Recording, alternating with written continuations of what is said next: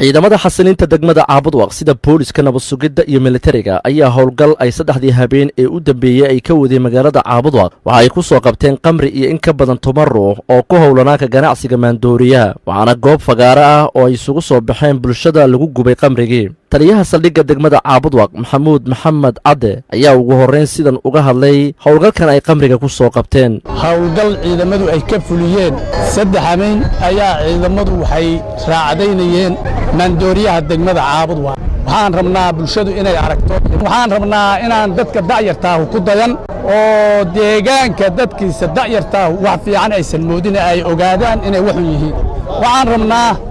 dadka hawshan qabta inay ka waantoobaan dadka halkaan waa dadkoodii waa naftoodii waa nabadoodii waxaanuna waa wax nabadana wax u dhameeya dadkana hallaynahay dhammaan dadka deegaanka ku nool waxaa looga digahayaa oo aan raalli laga noqon karin in dadkuna hallaabo nabadgelyaduna hallowdo taliyaha ciidamada xasilinta degmada Caabudwaaq Dhambe Maxamed Yuusuf Axmed oo marka hore ka warbixiyay tirada dadka ay u soo qabteen maandooriyaha ayaa sheegay in qofkii lagu qabtaa ka ganacsiga qamriga uu mutaysan doono 6 bilood oo xariga iyo lacag ganaaxa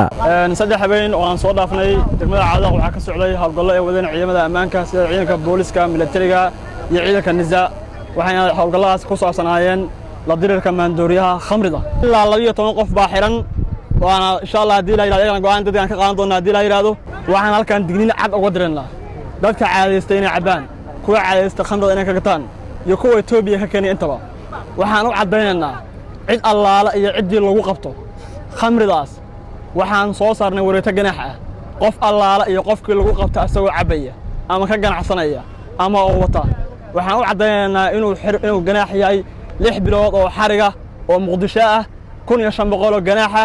gaari allaala iyo gaariga lagu qabtana qofkaas gacantiisa uu ka baxaya waxaana iskala ciidanka xoogga dalka Soomaaliyeed waxaan si cad ugu sheegaynaa waan ugu soo celinaa mar labaad iyo mar saddexaad iyo mar afraadba in ay ka waantoobaan iskana daayaan guri gaari meel kasta oo lagu galayo qof kasta oo aan ku qabanno waxaan ganaaxi doonaa ganaaxa aan soo sheegnay iyo xabsiga waxaan u cadeynaynaa Caabudwaaqow saaxiibayaalow joojiya baashan haddii na joojin waxa allaala iyo wixii soo gaaray mas'uuliyadda ka qaadanaya waa markii ugu horeysay oo ay ciidamada xasilinta degmada Caabudwaaq ay soo qabtaan maandooriyaha qamriga iyo dadkii ku howlanaanka ganacsigeeda Ayala Cabdullaahi Jaamac Honkable TV Caabudwaaq